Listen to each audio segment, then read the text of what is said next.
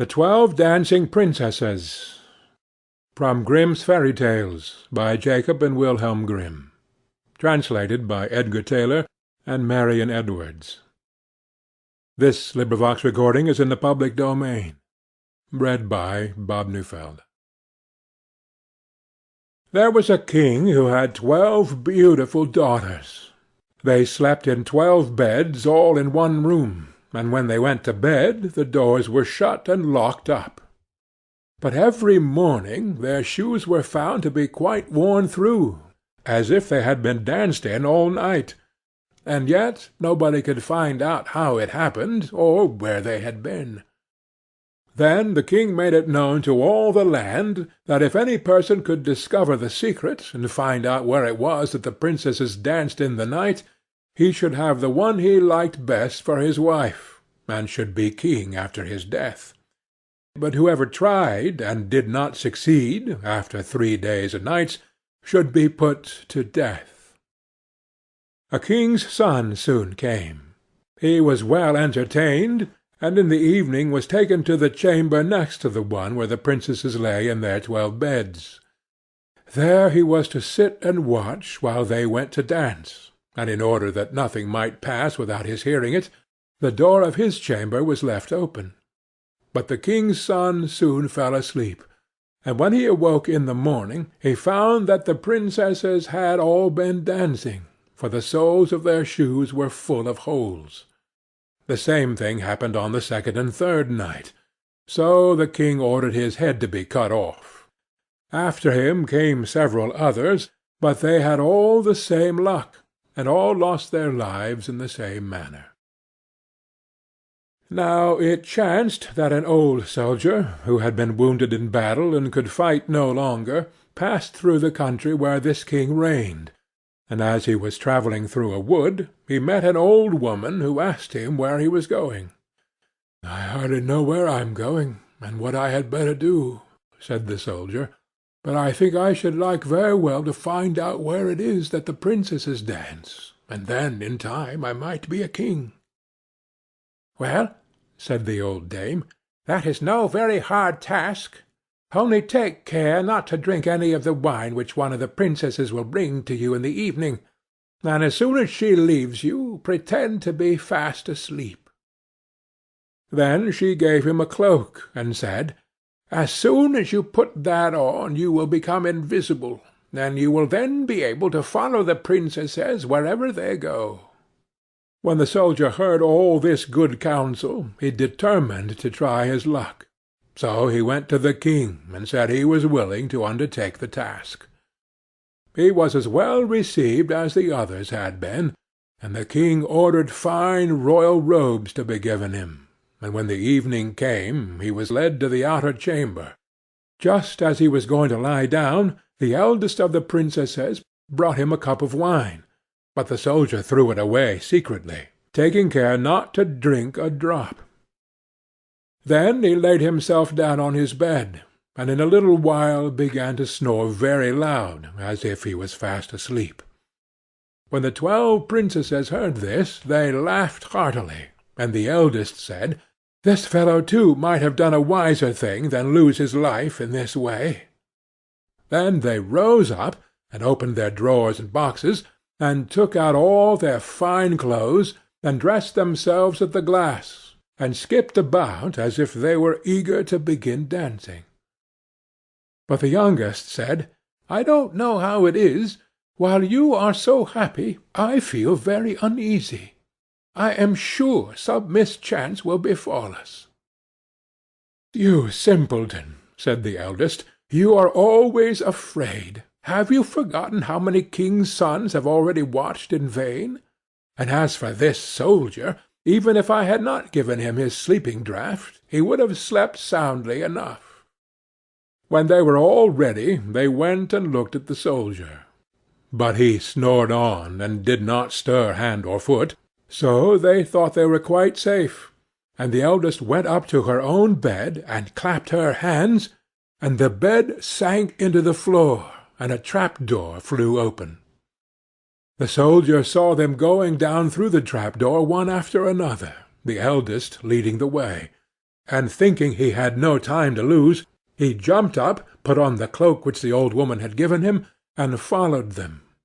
But in the middle of the stairs he trod on the gown of the youngest princess, and she cried out to her sisters, "All is not right! Some one took hold of my gown." "You silly creature," said the eldest, "it is nothing but a nail in the wall." Then down they all went, and at the bottom they found themselves in a most delightful grove of trees, and the leaves were all of silver, and glittered and sparkled beautifully.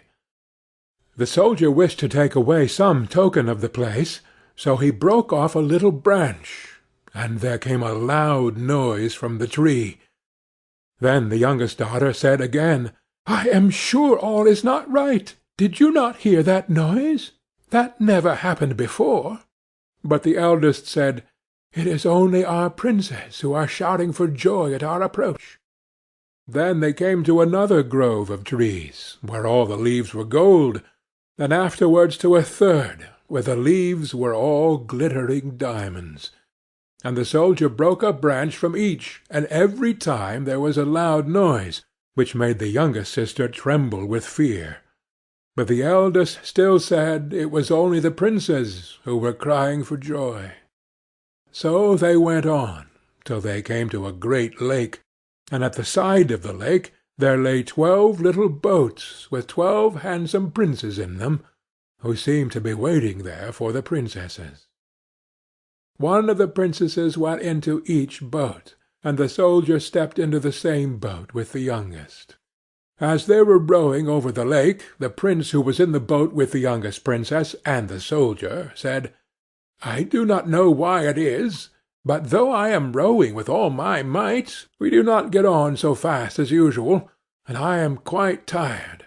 The boat seems very heavy to-day." "It is only the heat of the weather," said the princess.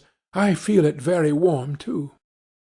On the other side of the lake stood a fine illuminated castle, from which came the merry music of horns and trumpets.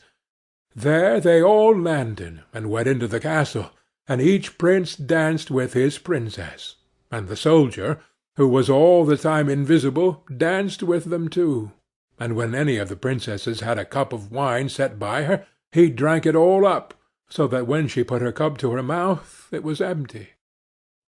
At this, too, the youngest sister was terribly frightened, but the eldest always silenced her. They danced on till 3 o'clock in the morning, and then all their shoes were worn out, so that they were obliged to leave off. The princess rowed them back again over the lake, but this time the soldier placed himself in the boat with the eldest princess, and on the opposite shore they took leave of each other, the princesses promising to come again the next night. When they came to the stairs, the soldier ran on before the princesses, and laid himself down, and as the 12 sisters slowly came up very much tired, they heard him snoring in his bed. So they said, "Now all is quite safe." Then they undressed themselves, put away their fine clothes, pulled off their shoes, and went to bed. In the morning the soldier said nothing about what had happened, but determined to see more of this strange adventure, and went again the second and third night, and everything happened just as before. The princesses danced each time till their shoes were worn to pieces, and then returned home. However, on the third night the soldier carried away one of the golden cups as a token of where he had been. As soon as the time came when he was to declare the secret, he was taken before the king with the 3 branches and the golden cup, and the 12 princesses stood listening behind the door to hear what he would say. And when the king asked him, "Where do my 12 daughters dance at night?" he answered, "With 12 princes in a castle underground." And then he told the king all that had happened, and showed him the 3 branches and the golden cup which he had brought with him. Then the king called for the princesses, and asked them whether what the soldier said was true, and when they saw that they were discovered, and that it was of no use to deny what had happened, they confessed it all. And the king asked the soldier which of them he would choose for his wife, and he answered, "I am not very young, so I will have the eldest." And they were married that very day, and the soldier was chosen to be the king's heir. End of the 12 Dancing Princesses.